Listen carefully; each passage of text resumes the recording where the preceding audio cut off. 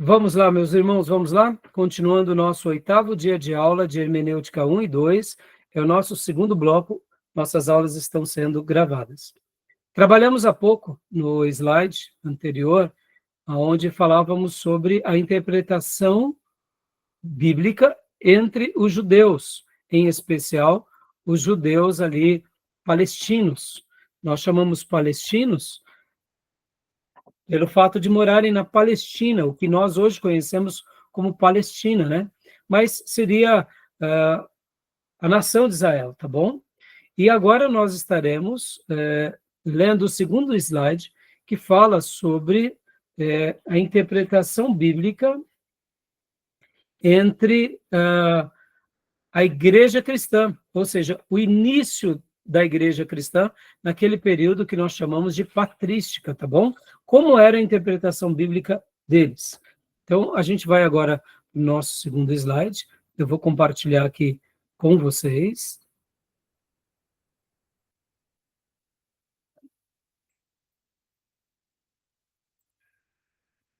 Então, trabalhamos nesse slide a interpretação bíblica entre os judeus, agora nós vamos à interpretação entre os judeus, só que agora desculpa, ainda não chegaremos na patrística, falei errado. Nós estaremos falando sobre os judeus alexandrinos, só depois que a gente vai entrar no período patrístico, tá bom? Então vamos lá.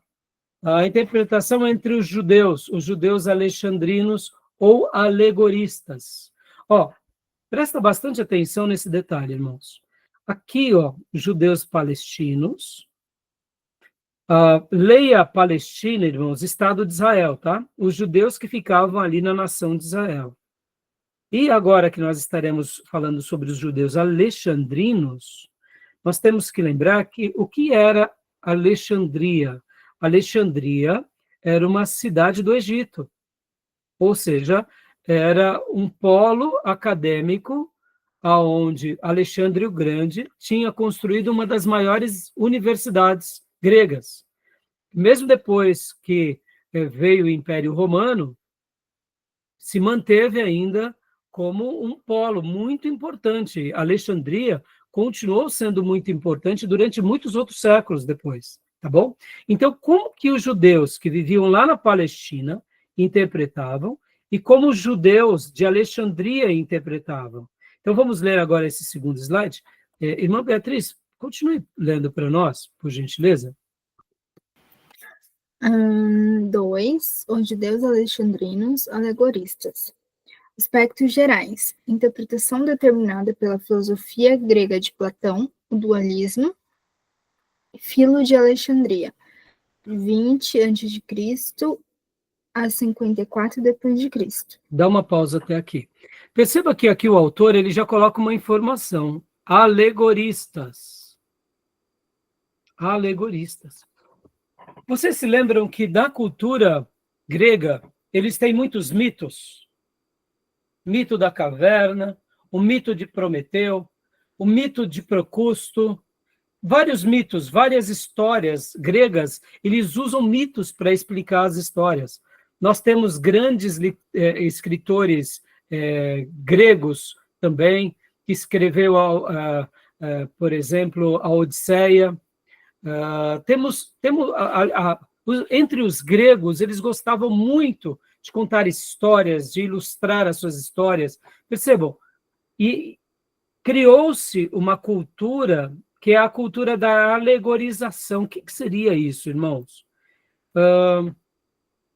Seria mais ou menos, vou tentar explicar aqui em outras palavras para vocês. Sabe quando você tenta passar uma ideia para alguém, uma mensagem para alguém, ensinar algo? Jesus não usava parábolas. Os gregos faziam a mesma coisa com as alegorias, com os mitos. E não somente isso, mas eles tentavam interpretar, muitas vezes, usando comparações em cima da questão da alegorização. Então, por que eu estou falando tudo isso para vocês? Olha só como a nossa cultura influenciará a nossa interpretação. Vamos lá.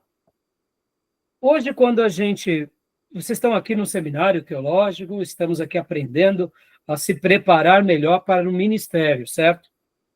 Mas vocês concordam comigo que cada um dos irmãos aqui é brasileiro, eu sou brasileiro, são realidades, nossas realidades são realidades um pouco parecidas, né? Mas vamos pensar um pouco agora aqui de uma forma maior.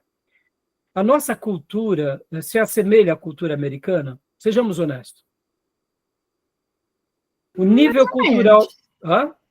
Mais ou menos. Tem bastante influência, mas não ao mesmo nível social. A gente tem muita influência americana, mas sejamos honestos. A base da educação americana e a base da educação brasileira é diferente? Muito. Ou seja, a educação básica de uma criança que se forma no Brasil e de uma criança que se forma nos Estados Unidos é muito diferente. Concorda? Temos um comum acordo? Certo? Tá. Você concorda que agora, vamos imaginar, né? Vamos pegar aqui que a nossa classe, fazendo uma somatória, são obreiros aqui do Brasil, e vamos imaginar que nós estivéssemos na mesma classe de hermenêutica lá nos Estados Unidos, com um nível de educação básica mais elevado. Você concorda que certas coisas fica mais fácil da gente assimilar? Por quê? Porque tivemos uma base melhor? Vamos admitir. Isso é uma verdade, isso a gente não pode negar. Uma pessoa que, durante os seus primeiros 18 anos, só teve a chance de estudar em escolas integrais, com atividade física. Percebam a educação americana, como que eles tentam colocar o jovem, ao mesmo tempo, numa escola e ao mesmo tempo, eles dão muita oportunidade ao esporte, né? Quantos são os esportistas que já começam ganhando um grande salário e estão na universidade? Isso é genial. Quem que a gente conhece assim no nosso país? A gente roda para achar um bolsista, né? Um bolsista do esporte, não é assim? Conhecemos poucos. Nos Estados Unidos é comum. Então, perceba que o nível da nossa educação é diferente do nível da educação dos americanos. Aqui havia uma coisa um pouco parecida, porque os alexandrinos, eles eram uma cidade lá no Egito muito elitizada. Então, eles trabalhavam desde cedo em muita filosofia grega, eles estavam inseridos numa cultura muito mais elevada.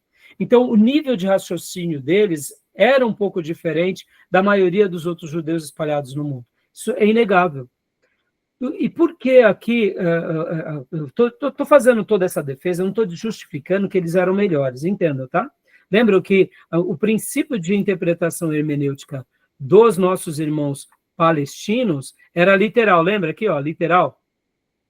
Já agora, que é alegórico. Então, percebam, vocês vão agora compreender uma coisa aqui comigo. No passado, quem tinha uma cultura alegórica, eles naturalmente sabiam fazer uma avaliação melhor da filosofia, de pensamentos mais rebuscados. Quem domina a alegorização, automaticamente dominava também a filosofia grega. Dominava os grandes pensadores do passado, Platão, Sócrates e Aristóteles. Estão entendendo? Tudo bem? Então, os judeus da Palestina, eles eram mais simples. Não é que eles eram ignorantes, mas eles eram mais simples. Mas Hillel faz uma interpretação mais literal, básica. Já agora, os judeus alexandrinos, eles fazem uma interpretação mais rebuscada, mais misturando filosofia e misturando alegoria. Tudo bem até aí? Então, detalhe. Exatamente. Só que, ao mesmo tempo, Miriam, aqui que fica uma coisa que é super interessante. Vamos pegar aqui Paulo e Pedro, tá? Vamos pegar Paulo e Pedro, vocês vão entender perfeitamente. Paulo e Pedro, dá para comparar as duas mentes? Não. Paulo e Pedro, concorda? Mas Deus se revelou para Pedro? Sim. E Deus se revelou para Paulo? Sim. O que Paulo faz?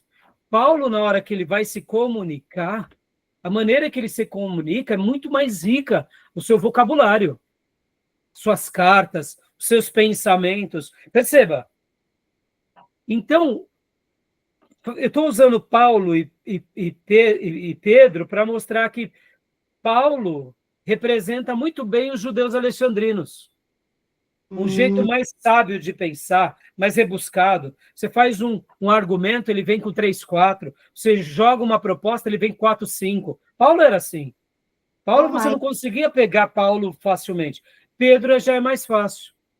Porque Pedro tinha sido treinado como um pescador a sua vida toda. Depois ele foi treinado como um apóstolo. Então, Pedro não tinha passado por uma faculdade de filosofia. Paulo, sim. Então, os judeus alexandrinos dão uma ideia muito boa de Paulo. Pode ver que, olha só, irmãos, vocês vão aprender bastante comigo em homilética, que é a arte de pregar.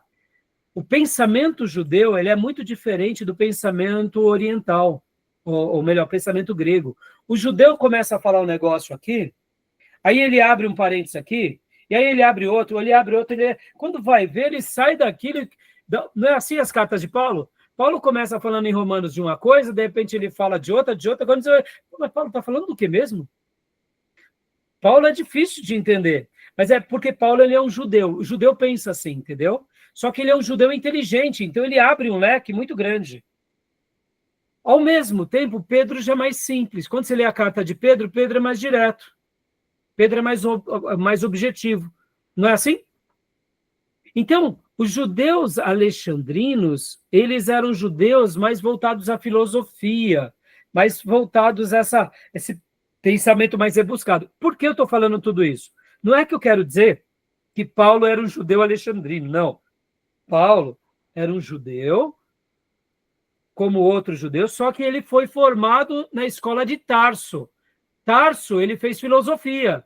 Logo, quem faz filosofia dialoga bem com quem? Com a escola alegorista. Estão entendendo? Quando Paulo recebe a revelação dele, ele é mais objetivo, ele é literal.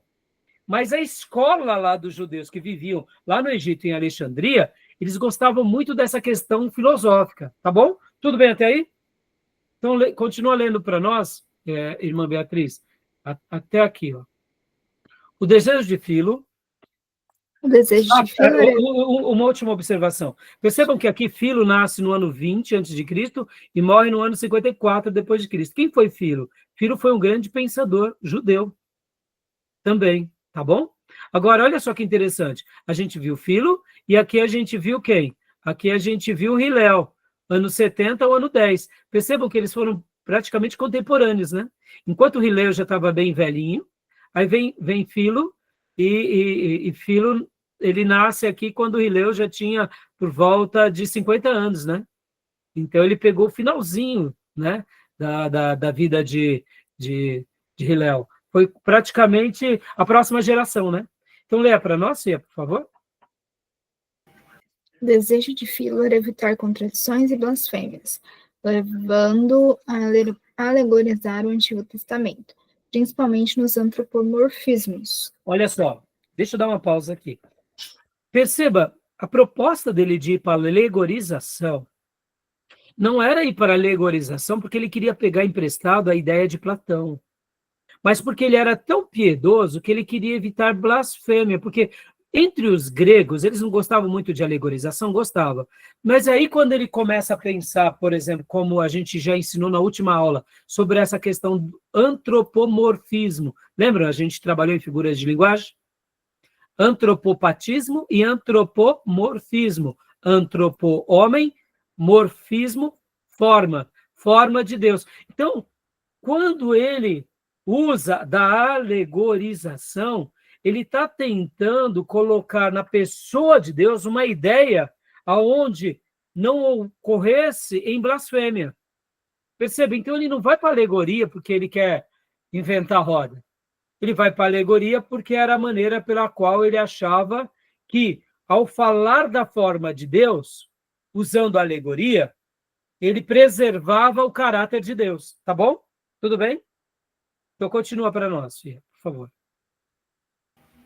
Filo dizia que a interpretação literal era para os imaturos de entendimento, correspondente ao corpo, ao passo que o significado alegórico era para o maduro, correspondente à alma. Deixa eu dar uma pausa aqui. Vamos lá. O que ele queria dizer? Lembra que há pouco a gente leu e lá no que nós lemos no slide anterior, ficou bem claro que o princípio, literalmente, dos judeus da Palestina era a interpretação literal, ou seja, o que está escrito você interpreta, sem muita novidade. Para uma mente mais rebuscada, eles dizem o seguinte, que pessoas imaturas, ou que tenham uma capacidade limitada de interpretação, eles só fazem esse tipo de interpretação, eles não vão além. Por quê? Porque eles lê e aplica. Eu sei que para nós, aqui hoje, pode parecer pouca coisa, mas quando a gente começa a pensar no mundo das ideias, a fala dele é coerente. A fala dele é coerente. Só que quando a gente vai para a Bíblia e a gente vai para a literalidade da Bíblia, nós não nos importamos de sermos chamados de maturos, porque mais vale para nós ser chamados de fiéis. Na nossa perspectiva, uma pessoa que lê e interpreta, ele está sendo fiel. Mas quando ele está dizendo aqui que a interpretação literal era para os imaturos de entendimento, ele está dizendo o seguinte, essas pessoas, elas não conseguem ter uma reflexão mais rebuscada da palavra. Ou seja, eles não conseguem conversar melhor com o texto.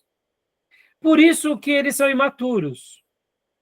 Ou seja, eles representam apenas o corpo humano. Porque no corpo humano é aquilo que você vê. Nós, que temos essa interpretação alegórica, nós vamos além. Nós vamos nas profundezas da alma. Nós discernimos as coisas mais espirituais. Está entendendo? É mais ou menos o que... vamos falar aqui hoje, irmãos. Qual que é Hoje nós não temos uma expressão muito comum entre nós, dizendo, irmão, você precisa ter discernimento, você precisa entender no espírito, não é assim? Seria quase que isso. Os alegoristas, eles entendiam que eles enxergavam além, algo mais na alma, algo mais no espírito, tá bom? Seria mais ou menos isso, só para não confundir a cabeça de vocês, tá bom? Então, eles conseguiam ir nessa área. Continua para nós, Beatriz, por gentileza. Assim, segundo ele, o judaísmo oferece canal simbólico para a alma e a mente. Assim, segundo ele, o judaísmo oferece canal simbólico para a alma e a mente superar as paixões do corpo e conseguir a liberdade espiritual e a imortalidade. Continua? Então, obrigado, Beatriz. Então, aqui, o que ele está querendo dizer com isso? Que a gente precisa de ir além. Irmãos, assim, não tem problema você ter um discernimento mais apurado, não tem. O problema é quando nós começamos a dar lugar às nossas imaginações, ou àquilo que é espiritual, e aí a gente divaga e vai para um mundo que não tem nada de Deus, e aí a gente começa a divagar, né, no mundo espiritual, que a gente diz que é espiritual, mas que na realidade é o mundo nosso, não é o mundo de Deus. Sejamos honestos. Muitos irmãos que dizem que você tem que entender as coisas espirituais não fazem uma salada na prática, acabam fazendo. Aí você questiona, por exemplo, irmão, acabei de mencionar para vocês sobre alguns episódios agora, recentemente, no Carnaval, de pessoas que foram fazer certas coisas que deu muita polêmica no meio evangélico. São pessoas, muitas vezes, bem intencionadas, que têm o desejo de evangelizar no Carnaval, mas estão usando ferramentas erradas. Percebam. Então, percebe que tem muitas pessoas que elas, em nome de ser mais espiritual, de ser mais profundo, eles acabam até errando mais, concorda? Porque se o que nós fizermos não estiver com base na Bíblia, a gente vai estar pecando. E foi isso que aconteceu na história da igreja, a gente já vai ver mais para frente. Mas estão entendendo aqui que esses dois tipos de judeus pensavam de duas formas diferentes? Um pensava mais literal, pé no chão, e outro gostava mais das ideias. Vamos lá. Entre as igrejas hoje protestantes, tem aquelas igrejas que são chamadas tradicionais, que são mais voltadas ao estudo, e tem aquelas que são chamadas avivadas e pentecostais, que são aquelas que gostam mais do mistério, gostam mais do poder. Percebam, são estilos diferentes. Se o irmão está afirmado na palavra, não tem problema em qual igreja que ele seja. Se ele é histórico ou se ele é pentecostal ou avivado. O problema é que muitas vezes se diz que muita coisa que é visão De Deus, não tem nada de Deus. É sonho humano, é paixão humana. Se Deus me permitir, domingo agora, não agora, mas no próximo domingo, eu vou estar pregando sobre José e os sonhos de José. Percebam? Sonho é uma coisa que hoje em dia o povo de Deus tem feito uma bagunça muito grande. O irmão tem que ter um sonho, o irmão tem que ter uma visão. Se você não tiver um sonho, uma visão, você é uma pessoa limitada. E usam José como uma referência. Agora eu pergunto para vocês, José, ele tinha visões dele ou eram visões de Deus? Os sonhos eram de José ou os sonhos eram de Deus na vida de José? Estão entendendo? Muda tudo. Hoje tem um monte de gente que fala assim, não, você precisa ter uma visão de ganhar, de conquistar. Isso tudo é uma palavra boa, para essa vida é bom. Mas quando a gente mistura essa mensagem no reino de Deus, é perigosa. É perigosa. Porque muitas vezes a gente está ensinando o irmão a querer ser um conquistador, um empreendedor, e o Espírito Santo está falando para o irmão ir pregar entre as tribos indígenas. E lá no meio da tribo indígena vai sobrar o quê? É crocodilo, é jacaré, é onça. Você não vai ter lá uma empresa no meio dos índios. Está entendendo, meus irmãos? Está entendendo o que eu quero dizer? Parece bobeira, mas são vocações. Quantas são as pessoas hoje que estão sendo contaminadas por uma pseudo-visão de Deus, mas é totalmente humana? Estão entendendo? Muitas vezes Deus está querendo mandar o irmão lá para o meio da África, para pregar para os mamelucos. E no meio dos mamelucos, você não vai ficar rico. Você vai ficar rico espiritualmente. Mas, vem cá, esse irmão que estava sendo separado para ir para a África, de repente a gente começa falando para ele ter uma visão empreendedora, para ele conquistar a empresa. Será que, percebam, hoje em dia, aquilo que é sonho criou uma roupagem humana. Eu não estou dizendo que para essa vida ter sonho é errado, não. Nós precisamos ter sonho para essa vida, a gente precisa ter sonho para a gente melhorar o nosso futuro, para a gente crescer. Estamos aqui estudando para quê? Para regredir? Não, para crescer. Mas percebam que os valores de Deus e os pensamentos de Deus são diferentes dos nossos pensamentos. José, ele não teve sonhos dele. Os sonhos eram de Deus na vida dele. Estão entendendo a diferença, meus irmãos? E se Deus me permitir, daqui a 2 semanas eu vou pregar sobre isso. Em outras palavras, José, ele não viveu, ele não teve a vida que ele sonhou para ele mesmo. Ou seja, ele não teve a vida que ele pediu para Deus. Ele teve a vida que Deus sonhou para ele. É totalmente diferente. Deus sonhou uma vida para José. José admitiu isso desde garoto e ele se manteve. E ele realizou o sonho de Deus. Não foi o sonho dele. Estão entendendo? Isso é muito profundo. Agora, por que eu estou te falando tudo isso? Perceba que usar de pensamentos, usar de alegoria, não tem problema. O problema é quando a gente começa a pegar ferramentas humanas e encher a nossa igreja com elas. Entendeu? Quantas foram as vezes que a gente ouviu, por exemplo, pessoas dizendo você tem que ser cabeça e não cauda? Irmãos, isso é uma idiotice, com todo respeito. Me entenda. Entenda. Meu irmão, se todo mundo for rei, não vai ter servo. Concorda? Se todo mundo for presidente, não vai ter funcionário. Não é assim, até mesmo na monarquia divina. O que eu quero dizer é que quando Deus nos faz ser cabeça, é cabeça espiritual naquilo que ele nos deu para fazer. É cabeça contra as trevas, contra o mal. Qual o problema do irmão ser um funcionário? E ser o melhor funcionário, mais honrado, mais cheio de Deus? Não é nenhum problema. Agora, esse irmão, com certeza, ele vai prosperar e vai ser abençoado. E Deus vai abrir a porta e as janelas do céu sobre ele, e ele vai ver a posteridade dele prosperar muito. Por quê? Porque, percebam, a gente começa a colocar uma ideia, e aí a gente, uma ideia errada na cabeça de muitas pessoas, e por isso que hoje, numa grande quantidade de igrejas, as pessoas estão frustradas. Porque o propósito delas era ser rico, é ser o mais poderoso da cidade. Isso não aconteceu, é como se Deus tivesse falhado. Aí eu pergunto, aonde está na Bíblia que Deus queria isso para todos os seus filhos? O que Deus deseja é que sejamos cheios do Espírito Santo, cheio de poder, cheio de graça, cheio de sabedoria, cheio de entendimento, cheio de amor, cheio de obra. Opa! E aí eu vou ter uma vida abençoada onde ele me pôs. Está entendendo? Não, mas isso tudo pega muito mal, porque se o pastor falar só isso na igreja, fica muito, muito simplório. Não, meus irmãos, a gente tem que pregar a Bíblia. Vejamos na Bíblia, Pedro era pescador e virou apóstolo, coisa fantástica. Ele era um microempresário e ele foi seguir agora o mestre. Então, percebam, o nosso problema é quando a gente começa a colocar os nossos pensamentos humanos na cabeça de alguns. Então, o pensamento alexandrino era um pensamento mais repleto de alegoria. No primeiro momento, não tinha problema, mas depois aí a gente vai ver que aí vira um grande problema. Continua para nós aqui, irmã. Terceiro ponto.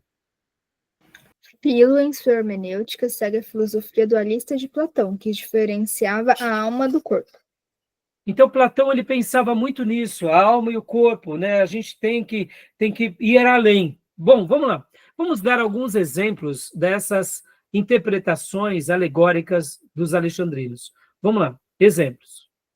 Primeiro, As 4 cores das vestes sacerdotais são os 4 elementos. então, aí aqui a alegorização peca nisso, irmão. Eles começam a dizer o que o texto não está dizendo. Estão entendendo? Aí que entra o problema. Você usar da alegoria até certo ponto, legal, mas quando você exagera na sua dose de alegoria, aí vira uma caca, com todo respeito à expressão. E na Idade Média, a gente vai ver que a Igreja Católica fez isso. Pode ver, a Igreja Católica não preserva a tradição? A Igreja Católica não tem muita filosofia? E para sustentar toda a tradição católica, eles foram para quem? Para os filósofos, principalmente para Aristóteles. E, querendo ou não, eles usam da alegorização, porque na alegorização você diz que o texto está dizendo tudo aquilo que você quer. Que nem agora. As 4 cores das vestes sacerdotais são 4 elementos. Eu posso dizer o que eu quiser. Está entendendo? Esse é o perigo da alegorização. Então, continua para a gente aqui, irmã. Adão, símbolo da inteligência, Eva da sensibilidade, os animais das paixões. Bom, até aqui, nenhum problema, né? Uma certa... Ou seja, certas alegorizações a gente não vai ver nenhuma besteira. Agora, Sara e Agar. São exemplos de virtude e cultura. Né? Agora, esse daqui eu acho que tem todo... Vamos lá, lê para nós. Jacó e Esaú são exemplos de prudência e insensatez. Num primeiro momento, sim, né? Aí aqui depois, por último, Jacó. Jacó deitado sobre pedra é exemplo de autodisciplina. Então, aí eu já discordo, entendeu? Aí eu já discordo. E aqui também que Jacó é exemplo de prudência e Esaú de insensatez, concordo com Esaú e insensatez. Mas Jacó é exemplo de prudência? Quando a gente vai avaliar o texto, ele era espertalhão, que queria encher a mão de qualquer jeito, né? Ou seja, a Jacó é o grande exemplo que a gente não precisa dar uma ajudinha para Deus. Eu venho pregando na nossa igreja várias mensagens sobre Jacó. E ali eu trabalho muito bem essa ideia de que Jacó ele exemplifica muito bem aquele filho de Deus que quer a bênção a qualquer custo, nem que para isso peque. É o que ele fez. Pode ver que foi a vida de Jacó se resume a isso, né? Ele só vai melhorar depois lá no Vale de Jabó. Tudo bem até aí, então? Deu para compreender as duas diferenças, irmão? Ficou claro? Deu? Tranquilo? Porque isso vai ser muito importante, tá? Tá bom? Então, irmãos, agora só para a gente trabalhar um pouco dentro do livro-texto, então eu vou dar uma pausa aqui nessa parte, né? Vou rapidamente aqui com vocês fazer uma leitura bem rápida do livro-texto, de algumas partes aqui, só para sedimentar tudo isso que a gente viu, tá bom? Beleza? Beatriz, na nova edição, a introdução está em que página aí para você? Porque aqui na minha está na página 9. A introdução sua está em que página? Na 9 também. Então seguiu o mesmo modelo, né? Tá bom. Uhum. Então, vamos ler rapidamente, irmãos, só para a gente poder aqui, deixa eu pegar aqui essa... Vamos ler aqui algumas palavras, só para fundamentar um pouco tudo isso que a gente está aprendendo aqui, tá bom? Deixa eu ver aqui. Deixa eu por aqui. Isso, só para... Ó. Aqui ele vai dar uma breve recapitulação de tudo que a gente já aprendeu, né? A palavra hermenêutica é derivada da palavra grega hermeneutike, que por sua vez... Opa, eu não compartilhei para vocês, né? Só um segundo. Eu vou pôr aqui, vou compartilhar o livro-texto que nós estamos estudando. Aqui. A introdução, tá? Ó, introdução. No meu livro antigo é a página 9, tá? A palavra hermenêutica é derivada da palavra grega hermeneutike, que por sua vez é derivada do verbo hermeneu. Platão foi o primeiro a usar hermeneutike, subentendendo-se a palavra tikene, como um termo técnico. Hermenêutica é, propriamente, a arte de hermeneuein, mas agora designa a teoria desta arte. Podemos definir-la como a ciência que nos ensina os princípios e as leis e os métodos de interpretação, como a gente já aprendeu, né? Devemos fazer uma distinção entre hermenêutica geral e especial. A gente já leu tudo isso aqui anteriormente, né? Então, deixa eu só ver aqui. Aqui, algumas observações. Ó. A necessidade do estudo da hermenêutica resulta de várias considerações. Aí, o nosso querido irmão Louis Berkhoff diz: o pecado obscureceu o entendimento do homem e ainda exerce influência perniciosa sobre a sua mente, sobre sua vida mental consciente. Ou seja, a gente não pode esquecer disso, que o pecado atrapalha a nossa interpretação, né? 2, os homens diferem uns dos outros de tantas maneiras que isso, naturalmente, faz com que sejam mentalmente impelidos para direções diferentes. O que eu acabo de falar sobre o pensamento pensamento palestino e o pensamento alexandrino, tá bom? Então, eu só estou fazendo essas leituras aqui só para fixar um pouco tudo o que nós já estudamos, né? Eu quero ler essa parte aqui também. O estudo da hermenêutica é muito importante para os futuros ministros, né? Ó, deixa eu pegar aqui, ó, essa parte.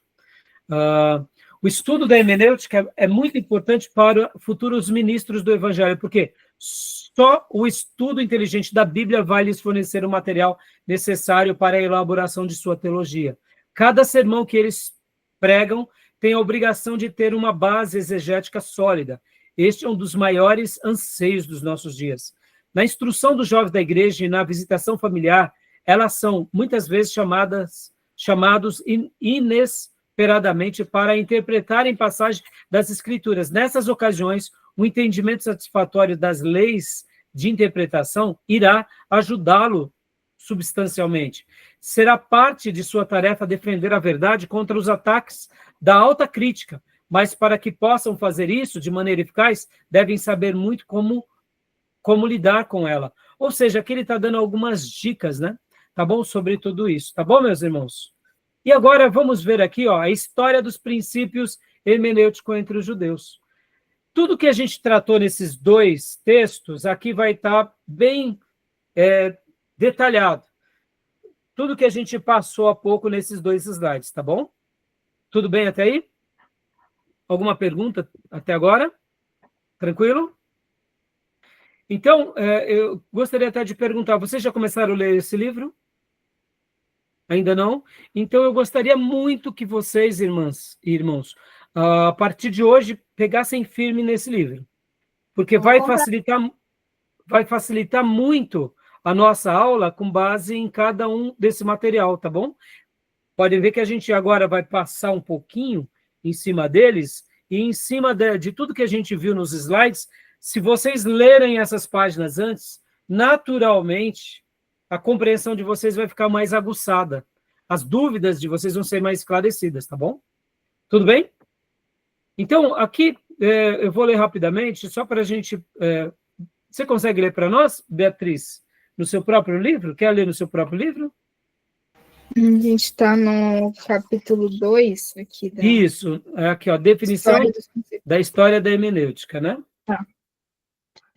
Devemos fazer uma distinção entre a história da hermenêutica como uma ciência e a história dos princípios hermenêuticos.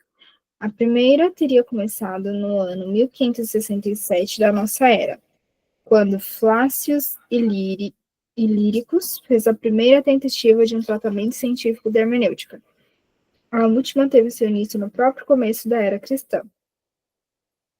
Uma história de princípios hermenêuticos tenta responder as três perguntas.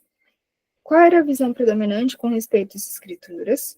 Qual foi o conceito de método de interpretação prevalecente? Quais foram as qualidades consideradas essenciais ao intérprete da Bíblia? Olha só, deixa eu dar uma pausa aqui, minha irmã, só para eu dar uma explicada. Parece bobeira, irmãos, mas durante aquele período que é chamado de Idade Média, qual era a visão predominante do cristão dos dias ali por volta do ano 1000? Como que eles interpretavam a Bíblia? Parece bobeira. Mas em cima dessa hermenêutica que a gente começa a compreender um pouquinho das cruzadas. Lembram as cruzadas? Se matava em nome de Cristo? Matava-se quem era judeu, quem era muçulmano, quem era de outra religião, qualquer um, se não entregasse a vida para o Jesus católico, a pessoa era morta, lembram disso? Agora eu te pergunto, como podia um grupo de cristãos matar os outros em nome de Cristo?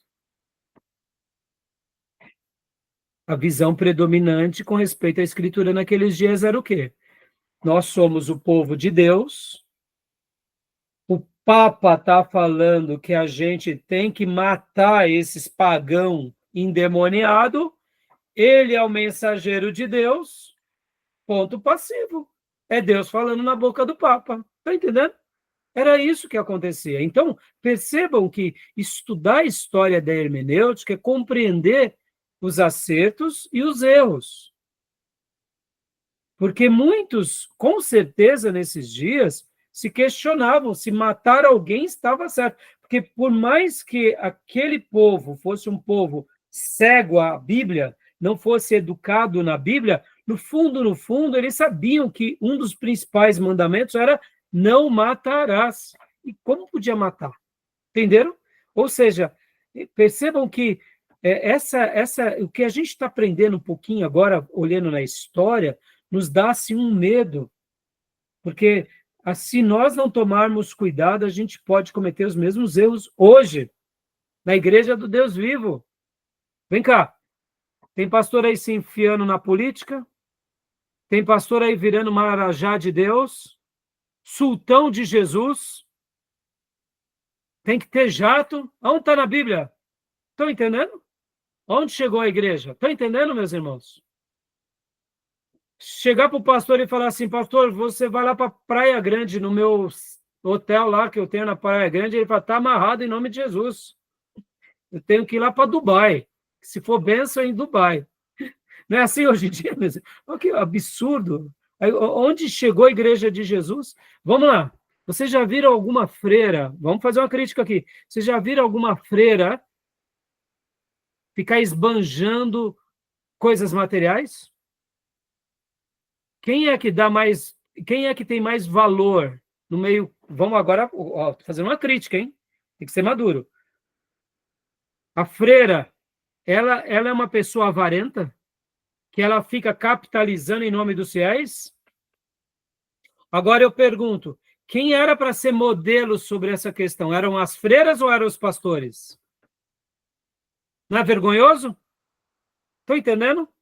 Essa hermenêutica errada dos nossos dias. Pastor, então o senhor é contra a riqueza? Claro que não, meus irmãos. A Bíblia está cheia de homem rico. Mas todos os sacerdotes eram dependentes de Deus. Essa é a diferença. Os nossos sacerdotes hoje viraram marajá de Jesus. Estão entendendo? Aí, por que há essa interpretação? Tem alguma coisa errada aí. Estão entendendo, irmão, como estudar história é importante? Hoje eu estou fazendo uma crítica aqui da teologia da prosperidade. Mas na Idade Média, eles matavam. É menos ruim, né? Ter a teologia da prosperidade do que matar. Mas vem cá, no momento em que eu tomo o que é do irmão, eu também não estou tirando do que é do irmão? Eu não estou também causando tanto mal a uma família? Está entendendo, irmãos? É erro do mesmo jeito. Uns são mais cruéis, mais devassos, mas outros também não deixam de ser erro. Estão entendendo? É uma interpretação predominante, é uma visão predominante. Como que as pessoas viam naquele contexto? Então, por isso que a gente está fazendo aqui essas leituras, tá bom? Né? Então, por isso que a gente está refletindo, e eu quero que vocês queimem a pestana mesmo. Eu quero que vocês... Irmão, uma coisa que eu gosto muito no seminário é isso. A pessoa que passa pelo seminário, ela se torna indesculpável. Se ela quer ir para um caminho de heresia, ela vai e ela sabe que está errada. Mas uma coisa é certa, naquele grande dia no juízo, ela não vai poder dizer que não aprendeu, ou que não sabia, entendeu? Porque, irmãos, se eu estou inserido numa igreja doente, tem hora que, para eu ser liberto daquela doença, é um pouco mais difícil, porque eu estou no meio de gente gananciosa. Eu vou ser afirmado por um pastor ganancioso. Mas na hora que eu começo a ser afirmado pelas escrituras, por pessoas sérias, e aprendo o que é certo, ou seja, eu só vou caminhar naquele erro se eu tiver um coração muito duro. Estão entendendo? Tudo bem até aí? Então vamos lá. Continua para a gente, irmã. Aqui, as duas primeiras. As duas primeiras perguntas têm caráter mais permanente do que a última e naturalmente requerem maior atenção. Né? B. Porque aqui nas duas primeiras é a visão predominante, e qual foi o conceito de método de interpretação que prevaleceu, né, naquele período? E quais foram as qualidades consideradas essenciais ao intérprete da Bíblia, né? Então, vamos lá. Agora é o que nós vimos há pouco no primeiro slide, o princípio de interpretação entre os judeus. Ele pode ler para nós, filha. Para que este trabalho fique completo, será feito um breve comentário sobre os princípios que os judeus aplicavam na interpretação da Bíblia. As seguintes classes de judeus devem ser distinguidas. 1. Os judeus palestinos. Estes tinham um profundo respeito pela Bíblia como a palavra infalível de Deus. Consideravam até mesmo as letras como sagradas, e seus copistas tinham o hábito de contá-las com receio de que alguma delas se perdesse na transcrição. Dá uma pausa aí, filha. Olha que palavras lindas essas. Eles tinham profundo respeito pela Bíblia como palavra infalível. É isso que eu quero para vocês, entendeu, meus irmãos? Considerava até mesmo as letras como sagradas, e os seus copistas tinham o hábito de contá-las, com receio de que alguma delas se perdessem na transcrição. Ou seja, vocês vão estar aprendendo, aqui não é a aula de introdução ao Novo Testamento, né, ao Velho, mas nós estaremos mostrando para vocês alguns códices, ou alguns textos. Como que eles faziam, irmãos? Eles, literalmente, não tinha esse espaço aqui, ó, tá vendo esse espaço aqui, ó? Esse espaço. Quando se fazia uma cópia, se escrevia uma letra grudada na outra. Aí, quando acabava uma linha, eles contavam a quantidade que tinha aqui nessa linha de palavras. Por exemplo, 70 letras. Aí, meu Deus, pulei um A. Eles faziam tudo de novo. Era assim que se faziam as cópias. Perceba, irmãos, foi assim que a Bíblia foi sendo preservada ao longo dos séculos. Então, era muito lindo, eles usavam toda a página e passou, mas por que eles grudavam? Eles grudavam literalmente, que era para que ninguém depois colocasse uma palavra aqui no meio, para não dar uma ideia errada. Então, eles liam praticamente como se fosse um texto colado ao outro. Eu sei que é um pouco estranho para nós, né? Mas era assim. Então, continua para nós, irmã. Ao mesmo tempo, estimavam muito mais a lei do que os profetas e os escritos sagrados. Consequentemente, a interpretação da lei era o grande objetivo deles. Faziam uma distinção cuidadosa entre o mero sentido literal da Bíblia, tecnicamente chamado Peshat, e a sua exposição exegética, Midrash. Isso, deixa eu só dar uma explicaçãozinha aqui. Os judeus antigos, irmãos, eles consideravam mais a lei do que os profetas e os escritos sagrados. Escritos sagrados, Salmos, Provérbios, os livros poéticos. Os profetas eram todos profetas maiores e menores.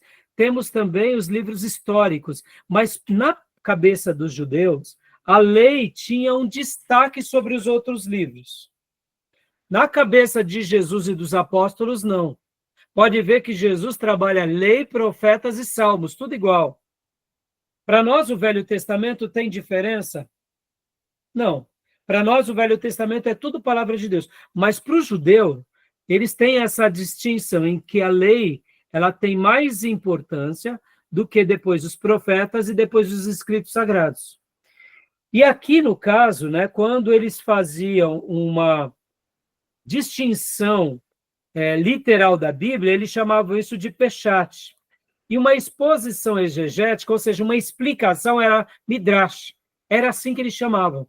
Até hoje, esses são termos usados entre os judeus, tá bom? Então, continua para nós, irmã, por gentileza, Ao se investigar o motivo e o caráter do Midrash, deve-se examinar e elucidar, por intermédio de todos os meios exegéticos disponíveis, todos os possíveis significados e aplicações escondidos da Escritura. Westerley e Fox. Não precisa ler, minha irmã, aqui é uma referência em inglês, né? Dando a fonte dessa... Aqui é uma citação direta, irmãos, ó. Entre parênteses, né? Aqui é uma citação. Ele tirou essa citação dessa fonte, tá bom? Continua para nós, irmã. Num sentido amplo, a literatura Midrash pode ser dividida em duas categorias. Há interpretações de caráter legal que lidam com questões da lei, que imponham obrigações num sentido rigidamente legalista.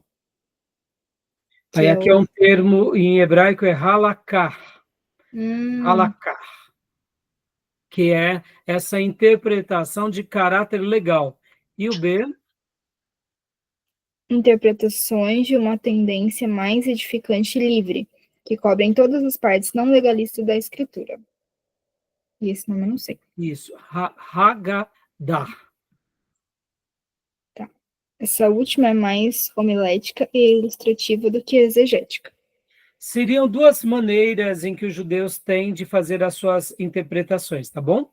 Aqui ele só está dando aqui, irmãos, ele está nos mostrando como que os judeus pensavam.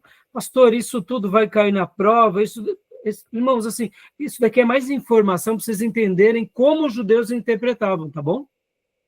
Só para vocês saberem, eu não vou, assim, isso é importante para a gente entender, irmãos, que em toda a história, essa questão de interpretar fez toda a diferença. Se interpretamos bem, acertamos bastante. Se interpretamos mal, erramos muito. Tá bom? Continua para nós, Cia, por gentileza.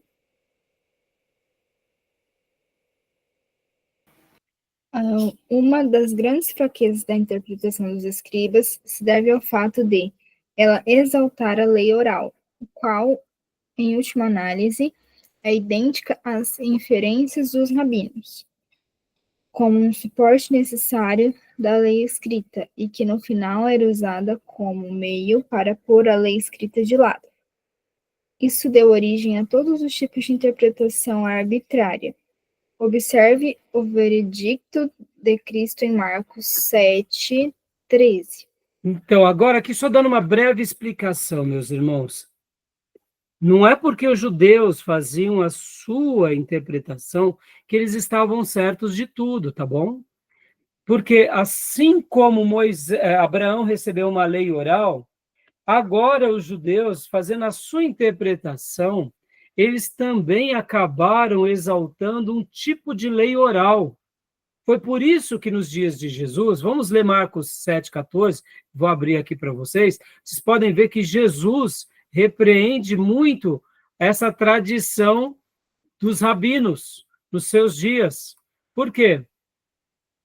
Porque muitas vezes, olha só, vou compartilhar aqui com vocês. Olha o que Jesus disse aqui em Marcos 7,13.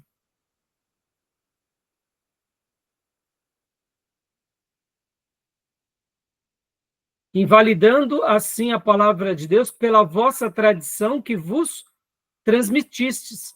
Também muitas outras coisas semelhantes fazeis. Jesus vai condenar essa maneira pela qual os judeus, ao mesmo tempo os judeus faziam sua hermenêutica, mas eles começaram a errar, começaram a exagerar a sua maneira de interpretação. Por isso que Jesus os repreendeu. Tudo bem? Fazendo aqui uma breve citação. Vocês vão lembrar que nos dias de Jesus, os judeus tinham muitas tradições, lembram disso? Quantos passos se pode andar num sábado? Aonde está isso no Velho Testamento? Onde está a questão do passo? Não está. Por que quando a mulher foi pega em adultério, levaram só a mulher, não levaram o homem também? Ué, dá para adulterar sozinho? Ou seja, pesos e medidas, né?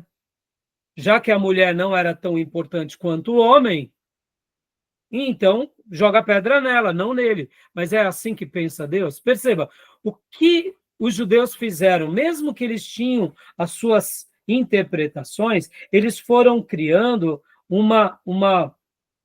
aquilo que é chamado de lei oral, ou tradição oral, aonde eles foram construindo, além da Bíblia, vários preceitos. Podem ver que em Mateus capítulo 23, Jesus vai dar um dos sermões mais duros a quem?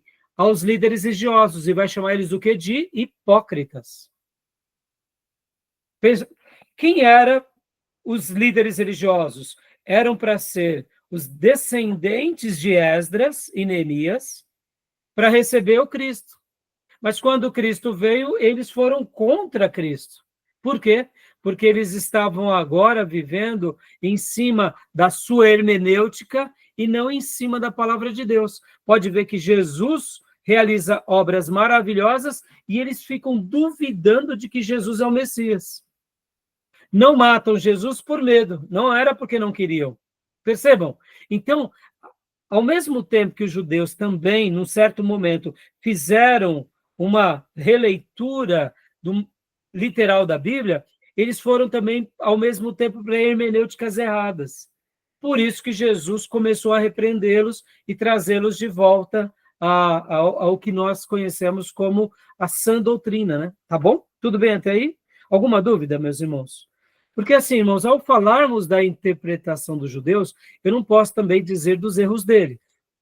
Como também ao falar da interpretação e da hermenêutica na história do cristianismo, a gente não pode também deixar de mostrar os nossos erros, ou os erros dos católicos. E aí vai, entendeu? Tá bom? Tudo bem?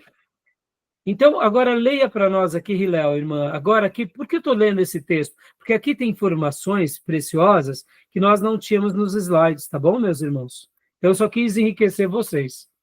Vamos lá, Hilel. Hillel foi um dos maiores intérpretes dos judeus. Ele nos deixou 7 regras de interpretação pelas quais, pelo menos aparentemente, a tradição oral poderia ser deduzida a partir dos dados da lei escrita. Essas regras, na sua forma mais abreviada, são as seguintes. Dá uma pausa aqui, por gentileza, Fia. Pode ver aqui, ó. Ele nos deixou 7 regras de interpretações pelas quais, pelo menos aparentemente, ou seja, com isso daqui era para os judeus errarem menos. Mas é aquilo, irmãos. Por que os judeus acabaram errando muito? É bem simples, irmãos, porque havia uma força política muito grande em cima dos líderes religiosos daqueles dias. Eles eram vistos como grandes autoridades entre o povo judeu, e eles não queriam soltar esse prestígio de nenhuma forma, tá bom? Por isso que eles foram tão difíceis, entendeu, meus irmãos? Não é porque eles são bobinhos, ou porque... É porque aquilo lá, pensa assim, Jesus veio pregando algo que eles faziam. eles dominavam sobre as massas, eles tinham privilégio sobre as massas. E eles queriam continuar tendo privilégio. Ou seja, eles se perderam, né? Mas vamos ver aqui as 7 regras novamente, irmãos, porque no nosso slide a gente não viu. Olha só. Pode ler para nós, Beatriz, por gentileza? A leve e pesado, isso é, a minore ad majus, e vice-versa. B, equivalência. C, dedução do especial para o geral. D, inferência a partir de várias passagens. E, inferência do geral para o especial. F, analogia a partir de outra passagem. E G, inferência a partir do contexto. Percebam, aqui, ó, são 7, né? Ele deixou 7 regras, que praticamente as 7 se lembram muito as 5 leis do Lund, né? Tá vendo? Tá bom? Tudo bem até aí, meus irmãos? Joia? Você vê, irmãos, por enquanto a gente ficou em algumas páginas, assim, eu sei que hoje está um pouquinho mais técnico, mas é importante para vocês entenderem um pouco melhor, tá bom? Vamos dar uma pausa, meus irmãos, que já deve ter dado horário, e eu, inclusive, para a gente fazer o último período bem curtinho, porque eu gastei bastante tempo no primeiro módulo e no segundo, tá bom? Alguma pergunta, alguma dúvida? Não? Então eu vou dar uma parada na gravação e a gente volta em instantes.